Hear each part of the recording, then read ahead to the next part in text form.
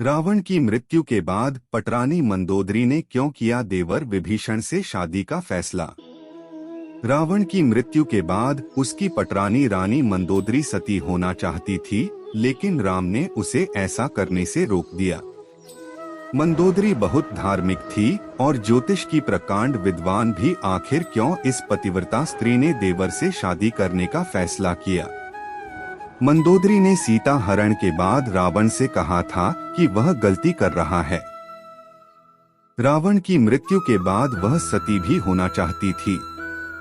बाद में उसे क्यों महसूस हुआ कि देवर विभीषण से विवाह कर लेना चाहिए। दशहरा खत्म हो चुका है। देश में जगह जगह रावण दहन हो गया है। युद्ध में रावण की मृत्यु के साथ ही जब राम की जीत होती है, तो उस दिन ही हिंदू धर्म में जीत की इस खुशी दशहरा त्योहार के जरिए जाहिर किया जाता है। रावण के परिवार में दो लोग सीता के अपहरण और युद्ध के खिलाफ थे। वो थे भाई विभीषण और पटरानी मंदोदरी। दोनों बिल्कुल युद्ध नहीं चाहते थे और लगातार रावण को सीता को सम्मान पूर्वक राम को लौटा देने के पक्ष में थे। लेकिन ऐसा नहीं हुआ। लड़ाई हुई, उसमें रावण मारा गया। इसके बाद राम ने लंका का राजपाट रावण के छोटे भाई विभीषण को सौंप दिया।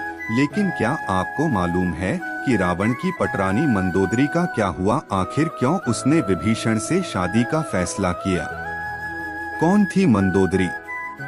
पुराणों की एक कथा के मुताबिक मधुरा नाम की एक अप्सरा कैलाश पर्वत पर भगवान शिव की तलाश में पहुंची।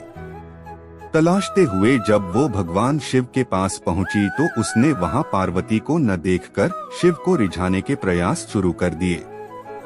जब कुछ समय बाद वहां पार्वती पहुंची तो उन्होंने मधुरा के शरीर पर शिव की भस्म देखी और फिर वो क्रोधित हो गईं।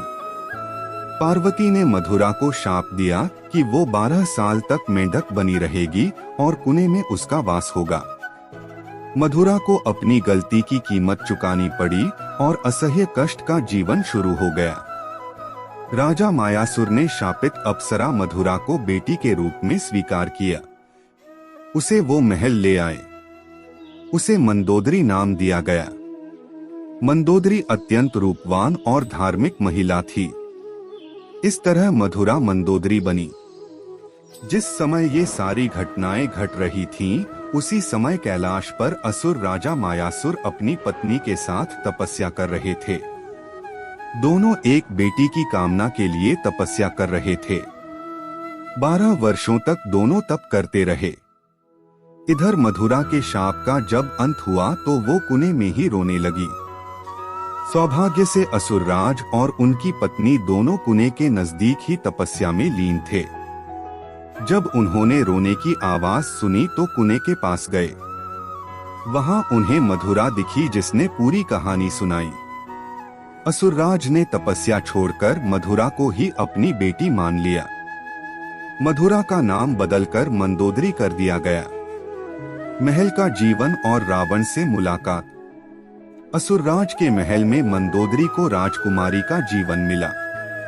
वो अपनी नई जिंदगी में बेहद खुश थीं। लेकिन इसी बीच उसकी जिंदगी में रावण की एंट्री हुई। मंदोदरी के पिता मायासुर से मिलने रावण पहुंचा। वहीं उसने मंदोदरी को देखा और मोहित हो गया। उसने मायासुर से मंदोदरी का हाथ मांगा। मायासुर ने ये प्रस्ताव ठुकरा दिया तो क्रोधित रावण मंदोदरी का अपहरण कर लाया।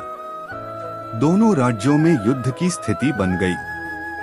लेकिन मंदोदरी जानती थी कि रावण उसके पिता से ज्यादा शक्तिशाली शासक है। इसलिए मंदोदरी ने रावण के साथ रहना स्वीकार किया। सीता अपहरण का विरोध। मंदोदरी का चरित्र रामायण में बेहद नैतिक दिखाया गया है। जब रावण ने सीता का अपहरण किया था तब मंदोदरी ने इसका विरोध किया। मंदोदरी बार बार रावण को ये समझाने का प्रयास करती रही कि दूसरे की पत्नी का अपहरण अपराध है। लेकिन रावण नहीं माना। आखिरकार राम के साथ युद्ध में रावण की बुरी पराजय हुई। वह मारा गया और मंदोदरी विधवा हो गई। मंदोदरी के साथ भी रावण ने बलपूर्वक अपहरण करके विवाह किया था, लेकिन विवाह के बाद मंदोदरी सच्चे मन से उसके प्रति समर्पित हो गई। हालांकि उसने रावण को बार बार समझाने की कोशिश की कि सीता का अपहरण करके उसने बहुत गलत काम किया है, उसे इस भूल को सुधार लेना चाहिए। विभीषण के साथ विवाह। रावण की मौत के बाद भगवान राम ने मंदोदरी को विभीषण से शादी का प्रस्ताव दिया था।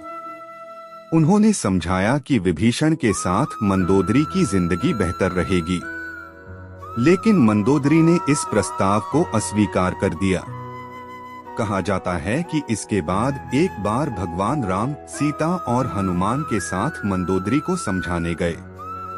तब ज्योतिष की प्रकांड विद्वान मंदोदरी को महसूस हुआ कि धार्मिक और तार्किक तौर पर, नैतिक तौर पर सही देवर विभीषण से विवाह करना गलत नहीं होगा। ये महसूस होने पर उसने इस प्रस्ताव को स्वीकार किया। विभीषण से उसकी शादी हुई। ये मूर्ति इंडोनेशिया के जावा स्थित प्रम्बानन मंदिर की है, जिसमें रानी मंदोदरी और अन्य रानियों को रावण के शव पर माला डालकर उन्हें विलाप करते दिखाया गया है। विकी कॉमन्स। हालांकि रावण की मृत्यु के बाद मंदोदरी के बारे में वाल्मीकि की रामायण ज्यादा कुछ नहीं कहती, लेकिन रामायण के दूसरे वर्जन में जरूर इस बारे में काफी कुछ कहा गया है। विभीषण भी पहले शादी के लिए तैयार नहीं थे। रावण के मरने के बाद जब मंदोदरी विधवा हो जाती है, तब भगवान राम विभीषण को सलाह देते हैं कि उसे अपनी भाभी से विवाह कर लेना चाहिए। ये परंपरा उन दिनों मान्य थी, लेकिन विभीषण के पहले से कई रानियां थीं और वह इसके लिए तैयार नहीं थे। ये भी कहा जाता है कि अगर विभीषण ये शादी कर लेते तो उन्हें भाई की जगह लंका पर शासन का नैतिक अधिकार भी हासिल हो जाता। विवाह राजनीतिक और राजकाज से ज्यादा जुड़ा था। हालांकि ये भी कहा जाता है कि ये विवाह शारीरिक तौर पर पति पत्नी के तौर पर एक दूसरे के साथ यौन संबंधों की बजाय विशुद्ध राजकाज से जुड़ा था, क्योंकि मंदोदरी भी चाहती थी कि उसके पति के निधन के बाद लंका में स्थायित्व और समृद्धि रहे। वह राम से शत्रुता की बजाय मित्रता चाहती थी। रावण की मृत्यु के लिए उसने राम को कभी जिम्मेदार भी नहीं ठहराया। एक वजह ये भी बताई जाती है कि रावण के निधन के बाद मंदोदरी भी उसकी चिता के साथ सती होने जा रही थी, लेकिन राम ने उसे रोक लिया। इसके बाद मंदोदरी के पास देवर से विवाह करने के अलावा कोई विकल्प नहीं बचा था।